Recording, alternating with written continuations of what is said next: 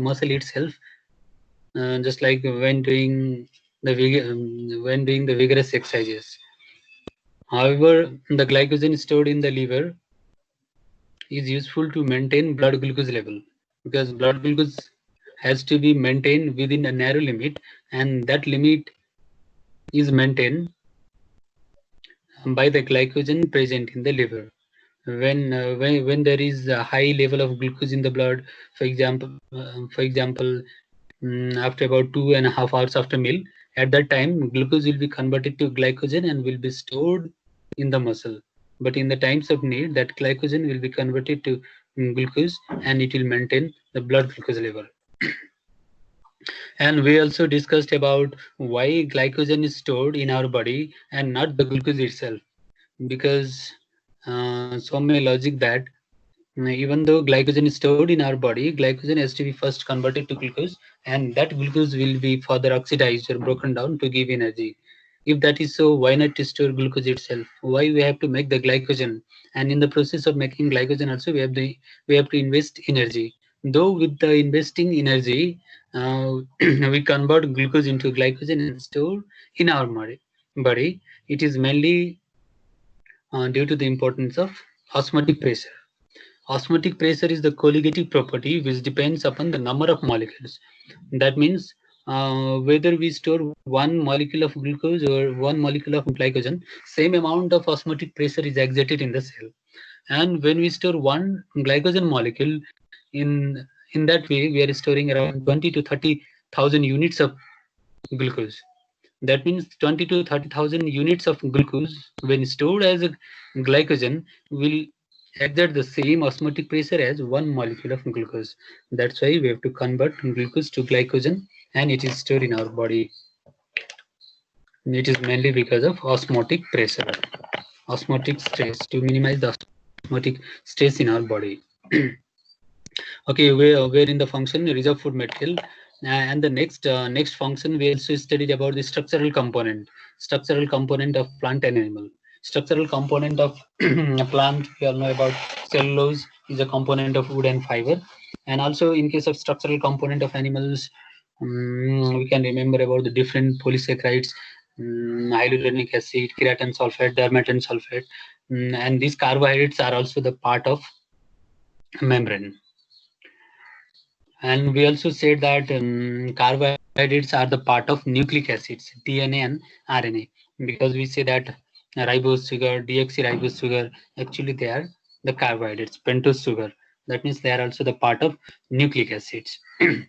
And among the other functions, we also discussed about antifreeze glycoproteins, um, and also about hyaluronic acid. This much we discussed. And moving on the disaccharides, mm, we try to discuss about the reducing and non-reducing disaccharides. And among the non-reducing disaccharides, we took two examples. One is sucrose, and the other one is trehalose. Though the name is trehalose, but it is a disaccharide. And further, we move to monosaccharides, different properties of monosaccharides.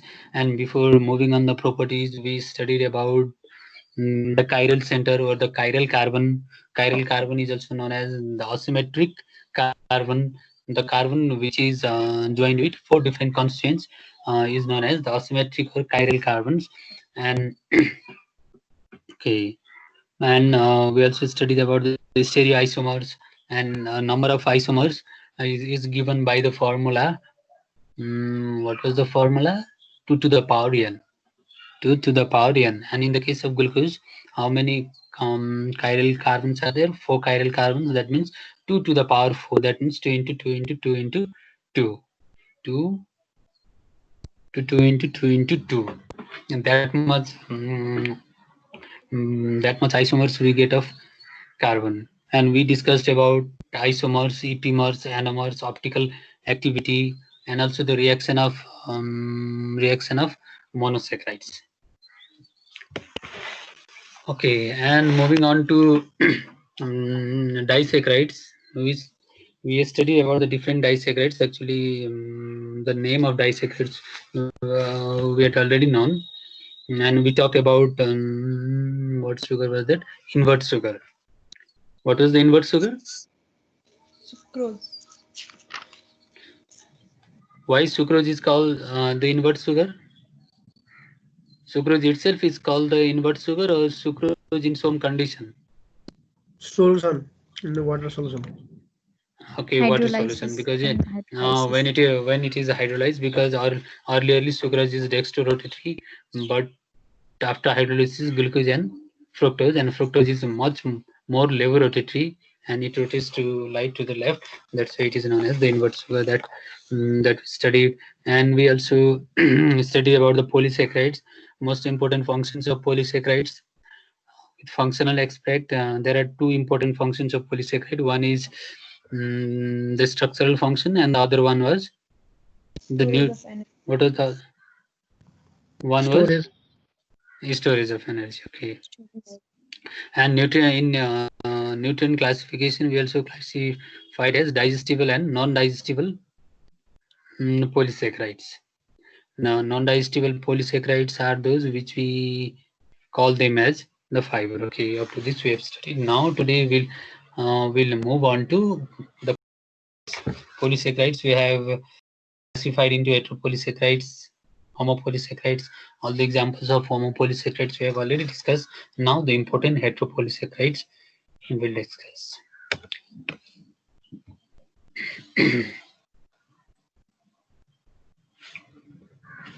Why this is not moving? Okay, now among the important heteropolysaccharides, we'll discuss about the mucopolysaccharides. What are actually mucopolysaccharides? Let's go to the line. Mucopolysaccharides are heteroglycans made up of repeating units of sugar derivatives, namely amino sugars and uronic acid. That means mucopolysaccharides, they consist of two components. One is the amino sugar and other one is the uronic acids.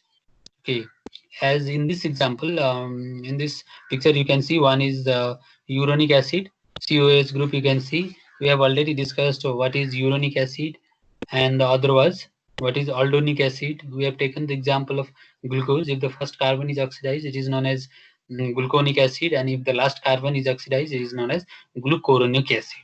That means uronic acid means the last carbon of this monosaccharide units is oxidized to carboxylic acid, and the next component is amino sugar.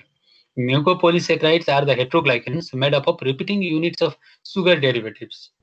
Repeating units of sugar derivatives, namely amino sugar and uronic acids. Now this we can simply assume as a dimer, and now the repetition of this dimer, it results in the formation of mucopolysaccharides. And these mucopolysaccharides are heteropolysaccharide, which consist of repeat units of sugar derivatives. What type of sugar derivatives? Uronic acid and amino sugar. Now, we'll study a few examples of this type of mucopolysaccharides, and one is the exception is the keratin sulfate, in which galactose rather than an acid sugar is present. In that, this uronic acid is not present. Instead of that, only galactose is present. That is the exception. But in other cases, all of the mucopolysaccharides, they are having two components. One is amino sugar and the other one is uronic acid. Amino sugar and uronic acid, amino sugar and uronic acid, amino sugar and uronic acid. They are the mucopolysaccharides. These mucopolysaccharides are also known as glycosaminoglycans. And acetylated amino groups, sulfate, carboxylic groups are also generally present, due to which they are acidic in nature. Okay, let's see the function of these mucopolysaccharides. We are taking the examples of these mucopolysaccharides and the heteropolysaccharides because they have certain functions in our body. Let's see. They are essential components of tissue structure, and they have the special ability to bind large amount of water. If they have the capacity to bind large amount of water, means they will produce a gel-like matrix, and this is utilized in the formation of body's ground substance, just like connective tissue. And they need the ground substance, and in that ground substance, collagen fibers are embedded, and the ground substance is of this glycosaminoglycans or mucopolysaccharides. The extracellular species of tissues, example connective tissue, that is like cartilage, tendons, blood vessels, skin, consists of collagen and elastic fibers embedded in the matrix of ground substance, and this ground substance is glycosaminoglycan or mucopolysaccharides. Now let's see their properties. Because of their large negative charges, these heteropolysaccharide chains tend to be extended in solution because they have the negative charge. When you bring two similar poles of the magnet, they will repel each other. That means they tend to extend from each other. Similarly, these mucopolysaccharides are highly negative. That means the negative charges, when brought together, they will not come near to each other. Instead, they repel each other. Okay. Because of their large negative charges, these heteropolysaccharide chains tend to be extended in solution. They repel each other and are surrounded by a shelf of water molecules. When brought together, they slip past each other, much as the two magnets with the same polarity seem to slip past each other. That's why they are slippery. When you bring the north pole of the magnet near to the north pole of another magnet, they will slip past each other. And we are talking this because mucopolysaccharides are having the similar characteristics of those magnetic poles. Okay, they produces slippery consistency of mucous membrane and synovial fluids. Why mucous membrane and these synovial fluids are slippery? This is because we can really correlate with the two similar poles of the magnet. When we bring close to each other, they slip past each other. And when they slip past each other means they have a slippery consistency. Okay, now the examples hyaluronic acid. In the function of carbohydrates also we have slightly discussed about the hyaluronic acid. Now we'll discuss about the more functions of hyaluronic acid. Hyaluronic acid consists of alternative units of D-glucuronic acid and N-acetyl glucosamine. We are studying this as an example of heteropolysaccharides, and we have said that these mucopolysaccharides, they all contains uronic acid and amino sugar. Uronic acid and amino sugar. Now in this case, hyaluronic acid also, uronic sugar is D-glucuronic acid, and amino sugar is N-acetyl glucosamine. That means we have said that some of the groups are acetylated or sulfated, so that it gives the negative charge. This also you can see here also. It is of D-glucuronic acid, and the next one is N-acetyl glucosamine. Beta 1,3 bond is there, consists of around 200 to 250 to 25,000 disaccharide units held together. Disaccharide unit means by this D-glucuronic acid and N-acetyl glucosamine, they are forming like a disaccharide unit. This is a heteropolysaccharide consisting of thousands of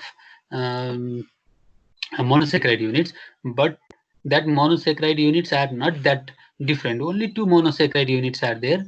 One is glucuronic acid, another one is the glucosamine. Only glucuronic acid, glucosamine, glucuronic acid, glucosamine. In this way, we can also assume as a polymer of the disaccharide form of these two components. Hyaluronic acid is found in the ground substance of synovial fluid. We have already discussed synovial fluid of joints and the vitreous humera of eyes. It also forms a gel around the ovum. Hyaluronidase, an enzyme, breaks beta-1,4 linkages of hyaluronic acid and other glycosaminoglycan, and this hyaluronidase is present in seminal fluid. That's why the sperm can easily penetrate the ovum because of this enzyme present in the semen. This hyaluronidase is present in the semen, so that it can easily penetrate the hyaluronic acid present around the ovum. Okay. Hyaluronidase of bacteria help their innovation into the animal tissues. The same thing. Okay, we'll see the medical importance of hyaluronic acid. Okay, number one, as the age advances, hyaluronic acid is replaced by dermatan sulfate in synovial fluid, and that dermatan sulfate is not that good lubricant, hence the joints are not that movable, and the age-related pain is also due to the replacement of hyaluronic acid with dermatan sulfate. As the age advances, this hyaluronic acid in the joints is replaced by dermatan sulfate, and that dermatan sulfate is not that good lubricant, so that the pain in the joint starts and it is not easily extended. Okay, now next, number 2. In young people, vitreous humor is a clear elastic gel in which hyaluronic acid is associated with collagen. As the age advances, the elasticity of vitreous is reduced. This is due to the decreased association between collagen and hyaluronic acid. As the age advances, there is a decreased association between collagen and hyaluronic acid. Okay, and the vision is affected in older people. And this hyaluronic acid also help in the migration of the tumor cells. Okay, now next points. There are many points. Hyaluronic acid is involved in wound healing. It helps in the scarless healing of the wound, and this concentration is higher in the young people. That's why the wounds in the older people, it results in the scar formation, more scar formation. Hyaluronic acid content of skin decreases as the age advances. Number 6. This is the reason for the increased susceptibility of aged people to scar formation. Okay. Now, pneumonia, meningitis, this causing bacteria, they are having the property of hyaluronidase, so that they can easily penetrate our cells. Now the next next one we are moving to is chondroitin sulfate. Okay, chondroitin sulfate means connective tissue, that we know. Chondroitin sulfate, and in most of the cases, the sulfate is on the first is on the 4th position, and sometimes it can be on the 6th position in some animals. The chondroitin sulfate is a major constituent of various mammalian tissues: bone, cartilage, tendons, heart valves. This is structurally related to hyaluronic acid. Of course, most of the mucopolysaccharides, they are structurally related in the sense that they contain only 2 components. One is the uronic acid, and the other one is amino sugar. Okay. Now next one is heparin.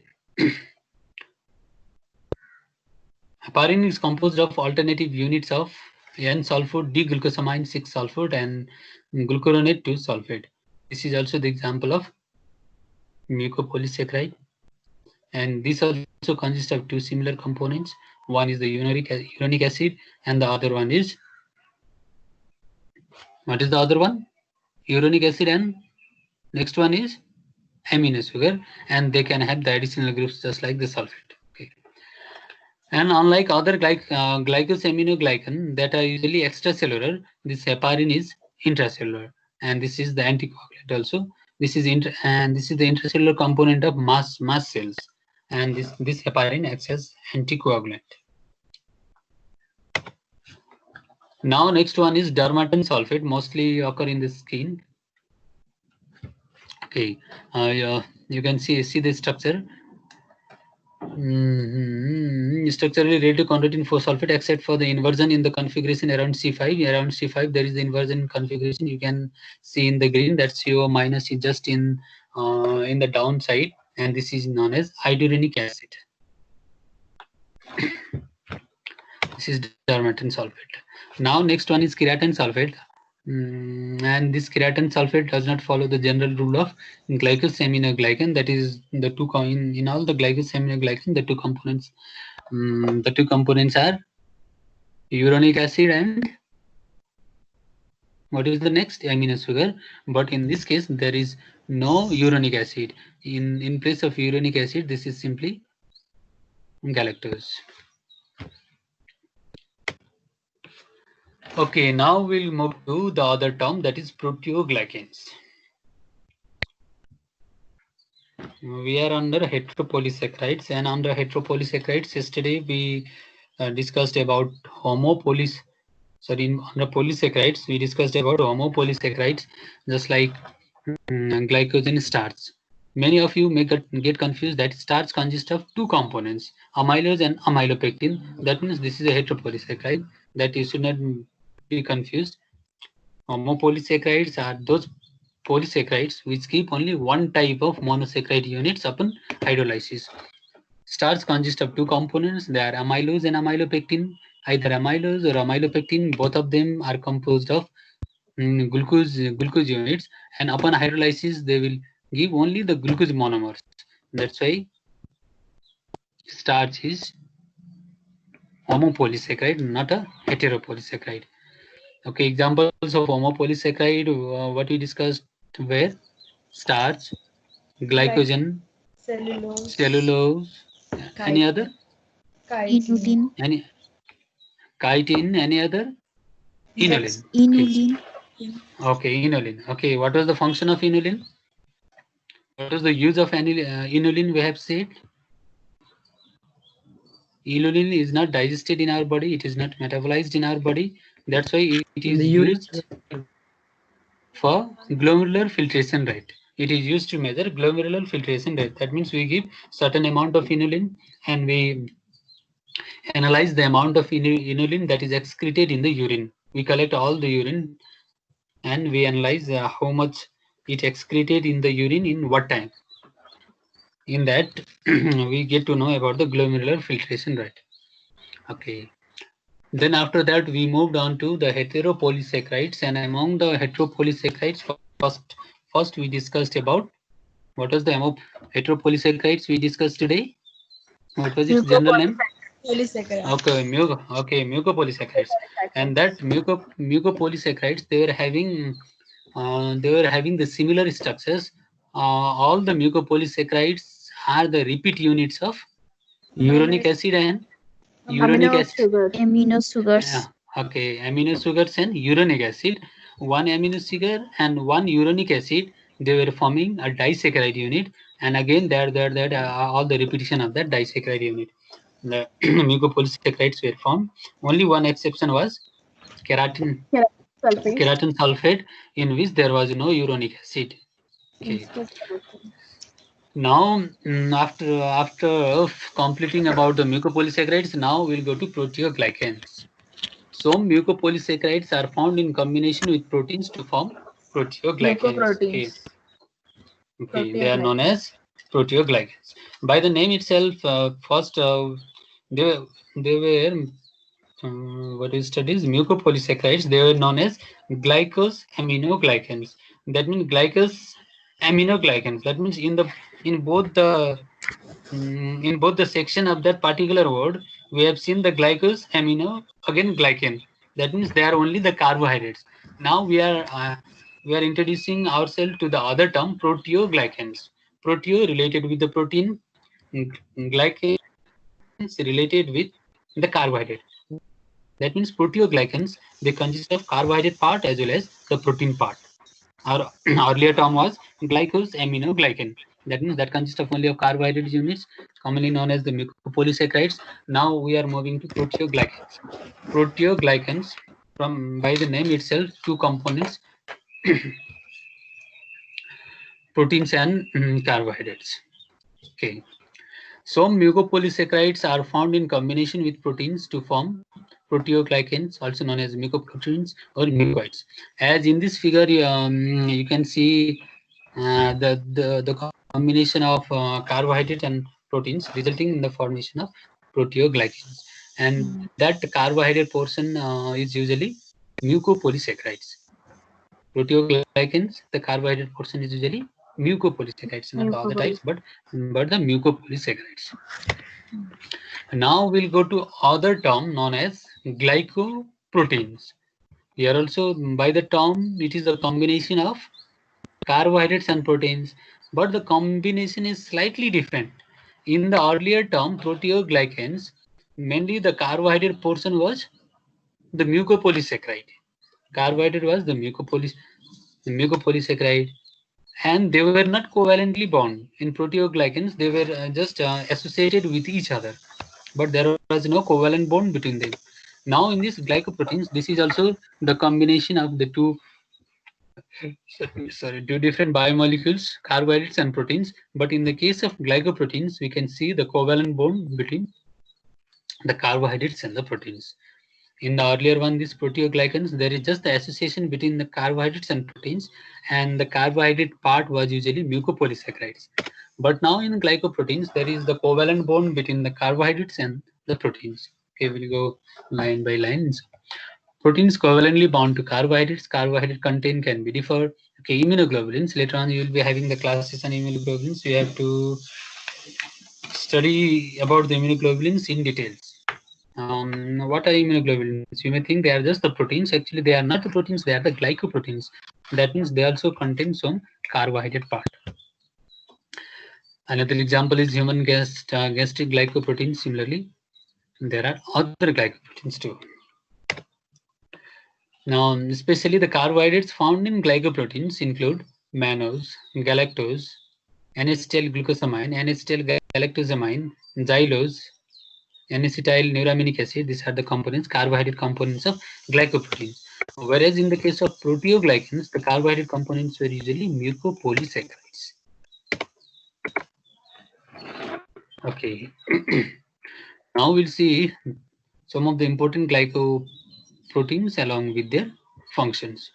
This is just to make one table for easy understanding. They are not much nothing. Okay. Collagen, immunoglobulins, synovial glycoproteins. We know its function, lubrication, thyrotropin. These tropic hormones have the stimulating hormones, which is secreted by the pituitary. Thyrotropin, it's a hormone we know. Blood group antigens, especially Foucault's part is associated. Foucault's part, that is the monosaccharide unit. Fibrinogen in blood clotting, intrinsic factor, absorption of vitamin B12, that is also the glycoprotein. Fibronectin, lavinin, they are also the glycoproteins. These are the name of glycoproteins. Okay, other another type of glycoprotein is antifreeze glycoproteins. Antarctic fish are able to live in very cold environment below -2 degrees centigrade, and in such freezing conditions also their blood is not frozen. This is due to the presence of antifreeze glycoproteins. And the surface of the water may be frozen, but under that fishes are still living due to the presence of these antifreeze glycoproteins. Okay, blood group antigens. They are also the glycoproteins, as we have said. Contains carbohydrate as glycoproteins or glycolipids. N-acetyl, glucosamine, galactose, fructose, and sialic acid are found in blood group substances. That means in red blood cells, we have the blood grouping antigen. That antigen is not only the protein, but that is the glycoprotein. We have the carbohydrate portion in there. Okay, this is further information about the sialic acid. Sialic acid are acyl derivative of neuraminic acid.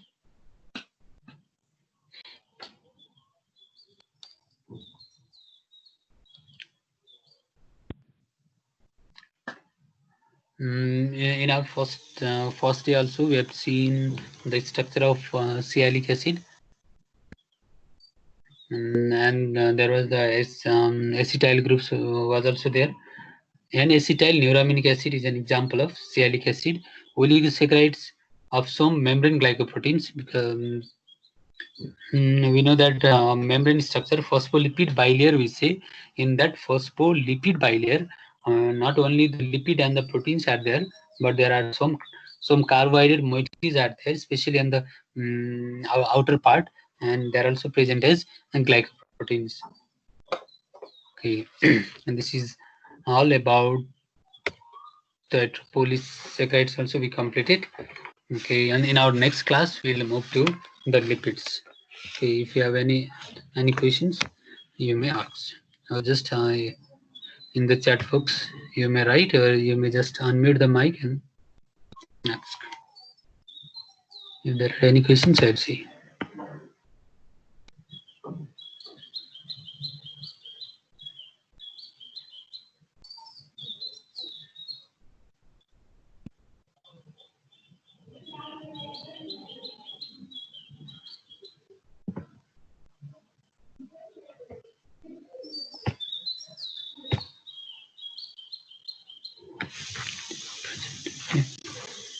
Okay,